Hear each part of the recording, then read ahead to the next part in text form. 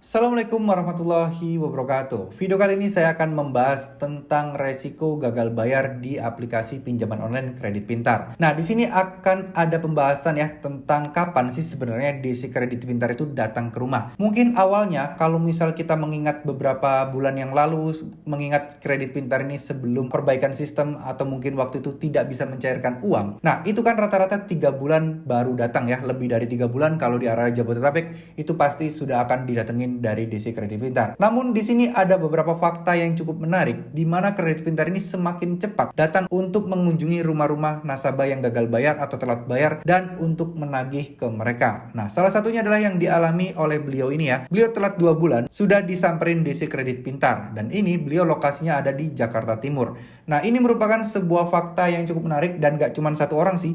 Ada beberapa orang yang juga melaporkan bahwa memang dia baru 2 bulan telat terhitung sejak tanggal jatuh tempo, namun DC-nya sudah datang ke rumah. Nah, ini tentunya akan menjadi pertimbangan khusus ya, di mana yang dulunya memang 3 bulan masih cukup lah, waktu cukup lama lah untuk melunasi hutang dan kita bisa sedikit tenang. Cuman di sini ternyata 2 bulan sudah datang. Tapi sekali lagi, ini beliau-beliau ini lokasinya rata-rata di Jabodetabek. Tapi kalau di daerah-daerah lain, saya yakin sih nggak bakal sebulan 2 bulan, kayaknya lebih deh dari situ untuk didatengin. Kenapa? Karena mungkin di kota lain bisa jadi DC kredit pintar masih belum ada atau mungkin masih sedikit jumlahnya. Ya, perlu kita ketahui kredit pintar DC-nya hampir menyebar ke seluruh kota yang ada di Indonesia.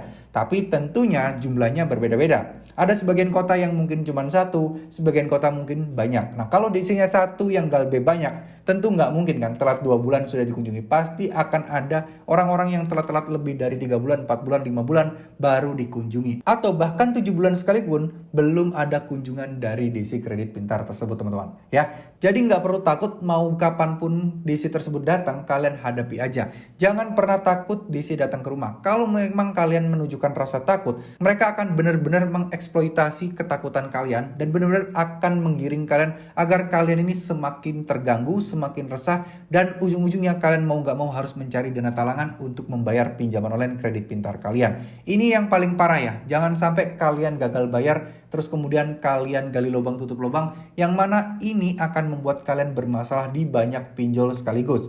Saya yakin ketika kalian gali lubang tutup lubang sekali, maka kemudian kalian akan terasa terbiasa dan makin gali lubang tutup lubang sehingga utang kalian bisa sampai banyak. Kalian pernah dengar kan satu orang sampai galbe di 7 pinjol sekaligus, 5 pinjol sekaligus. Itu kenapa kok bisa kayak gitu? Ya itu awalnya adalah gali lubang tutup lubang. Makanya bisa sebanyak itu mereka bisa gagal bayar di berbagai banyak aplikasi. Nah, kalian masa sih tahan tiap hari kalian digangguin sama DC yang berbeda-beda, diteleponin kemana-mana? Lebih baik satu aja. Udah, kalau misalnya masalah kredit pintar, yaudah biarkan nggak usah dibayar dulu. Saya yakin kalau kalian nggak bayar itu bukan karena kalian mau, tapi karena kalian memang masih belum ada uang dan masih belum mampu. Sehingga kalian tidak perlu khawatir lagi nih. Kalian tidak perlu khawatir bahwa kalian tidak bisa bayar, nggak apa-apa ya. Resiko terberatnya hanya slik OJK. Kalau kalian nggak pengen beli rumah dalam waktu dekat, ya udah biasa aja, nggak perlu dipusingin. Nanti kalau kalian ada uang, kalau kalian bisa nabung, kalian mau bayar, silahkan kalian bayar, kalian lunasi. Siapa tahu kan suatu saat nanti ada pemotongan bunga atau mungkin denda,